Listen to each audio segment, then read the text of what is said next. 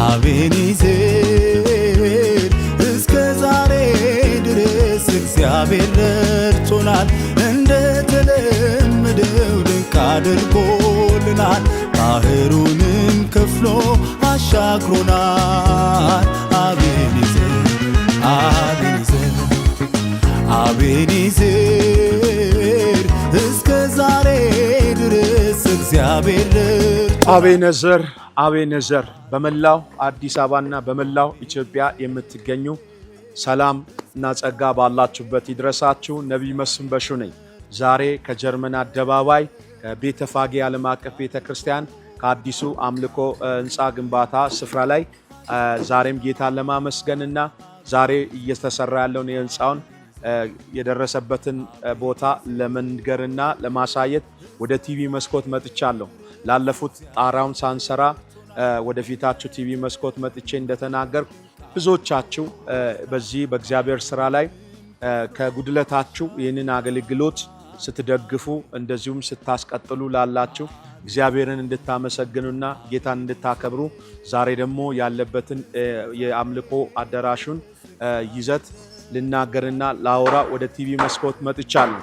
እግዚአብሔር አምላክ ባለፈው ወር በእናት ቤተክርስቲያን ቤተፋጌ ዓለም አቀፍ ቤተክርስቲያን በሚገርም ሁኔታ ህንጻችን አልቆ አስመርቀን ለ9 ቀናቶች ጌታን ስናመሰግንና ስናከብር በሐዋሳ ቆይተናል። በዚህ በምረቃው ምክንያት በዚህ ስፍራ የነበረው የአምልኮ የግንባታው ፕሮሰስና እንደዚሁ ስራ ለጥቂት ለ2-3 ሳምንታቶች ተቋርጦ ነበር። አሁን በአምላክ እርዳታ ይህ አምልኮ አዳራሽ የጀርመኑ የአዲስ አበባ ቤተክርስቲያናችን ግንባታው እንደምታዩት ከኔ ኋላ ብዙ ባለሙያዎች ገብተው ይህንን የብሎኬቱን ስራ እያፈጣጠነው ወይም እያፈጠኑት እንደዚሁ እየሰሩ ይገኛሉ። በኢትዮጵያና ከኢትዮጵያ ውጪ ያላችሁ ኢትዮጵያውያንና ኤርትራውያን ዛሬ እንደ እግዚአብሔር ነብይና እንደ እግዚአብሔር አገልጋይ አንድ ነገር ላሳስባችሁ መጥቻለሁ። ከኔ ኋላ እንደምታዩት ጣሪያውን ጨርሰን የብሎኬት ስራ ለመስራት ከኔ ኋላ ባለሙያተኞች እየሰሩ ይገኛሉ። አሁንም ወደ እናንተ አንድን ሸክም ይዤ ዛሬ መጥቻለሁ። ይህ በ10 ቀን ውስጥ የብሎኬቱ ስራ እንዲያልቅ የእናንተ ድጋፍ እንደ ትላንትናው ያስፈልገናል። ምንድነው ዛሬም የሚያስፈልገው? እኔ ረግጬ ያለሁበት ይህም ስፍራ አርማታ ይፈልጋል። እንደዚሁ የሸክላ ስራ ስለሚፈልግ እንደዚሁ ደግሞ የብሎኬቱ ደግሞ ልሾ እንደዚሁ አንዳንድ ሌላ ስራዎች ያስፈልጉታልና በዚህ በቤቴል ቲቪ የተጽናናችሁ እግዚአብሔርን ጸጋ የተካፈላችሁ እግዚአብሔር የረዳችሁ እግዚአብሔር ያገዛችሁ አንድ ነገር ሸክም እሰጣቸዋለሁ። ነህምያ የእግዚአብሔርን የኢየሩሳሌምን ቅጥር ለመስራት በተነሳ ጊዜ ህዝቡም ቀኝ እጃቸውን ሰጧቸው ይላልና ይህንን የእግዚአብሔርን ስራ በዚህ ስፍራ ብዙዎች ከገሃነም እስራት ወይም ከአጋንንት አሰራር ነፃ ሲወጡ እንደዚሁ ደግሞ በዚህ ስፍራ ላይ ብዙ አዳዲስ ነፍሳቶች በሺዎች ወይም በመቶዎች የሚቆጠሩ እግዚአብሔር አምላክ ጣልቃ እየገባ ከሞት ሰፈር ያወጣቸው አይተናል።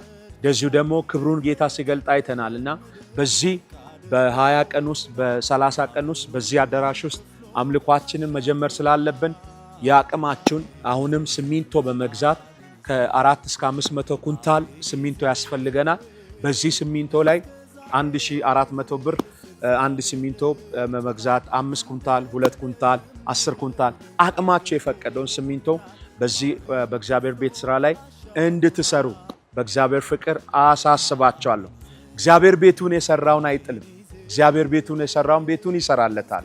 በዚህ ስራ ላይ በ24 ሰዓት የሰው እጅ ሳይኖር በሚገርም ሁኔታ ይህንን ደርሰናል። ጣሪያው ለብሰዋል። ቀጣይ ደግሞ በዚህ ቤት ላይ የምታዩት የአርማታ ስራ፣ የሸክላ ስራ፣ የመድረክ ስራ፣ የላይት ሲስተም ስራ እንደዚሁ የኮርኒስ ስራዎች ይቀርናል። ቀጣይ ደግሞ ከዚህ አፕስቴር ይኖረናል። ሰገነት እንሰራለን። እነዚህ ስራዎችም ገንዘብ ስለሚፈልጉ በእግዚአብሔር መንግስት ላይ አሻራችሁን እንድታስቀምጡ እግዚአብሔር የረዳው እግዚአብሔር ያገዘው እግዚአብሔር አምላክ ቤቱን ሰርቶ ቤቱን የሰራለት ሰው በዚህ በእግዚአብሔር ስራ ላይ እጃችሁንና አሻራችሁን እንድታስቀምጡ ዛሬም አሳስባችኋለሁ።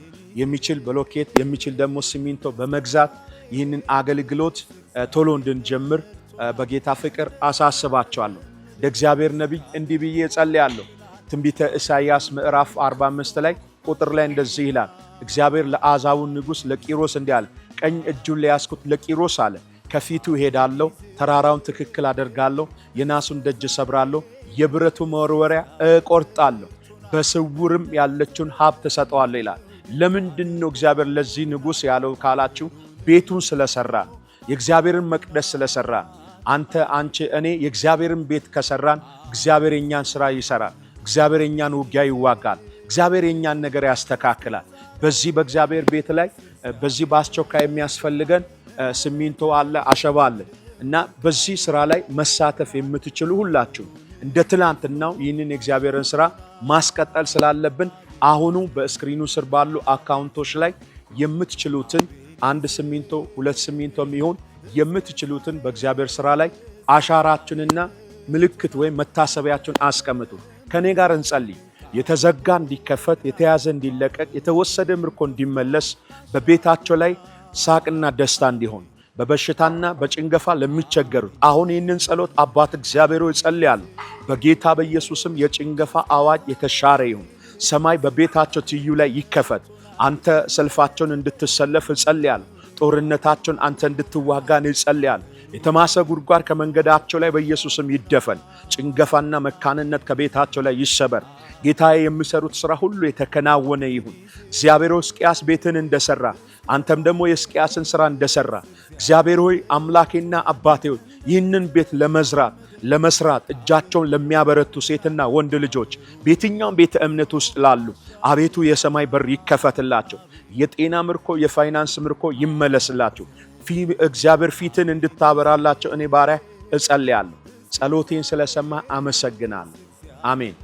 በዚህ በቤቴል ቲቪ በአስቸኳይ በዚህ 10-15 ቀን ውስጥ ይህንን የምታዩትን የህንፃውን ዙሪያ የብሎኬትና እንደዚሁ ደግሞ የዚህ የመሬቱን የአርማታውን ስራ በፍጥነት መጨረስ ስላለብን ካሁኑ ከዚህ ሰዓት ጀምሮ በእግዚአብሔር ቤት ላይ አሻራችንና እጃችንን እንድታነሱ እንድታበረቱ በጌታ ፍቅር አሳስባችኋለሁ።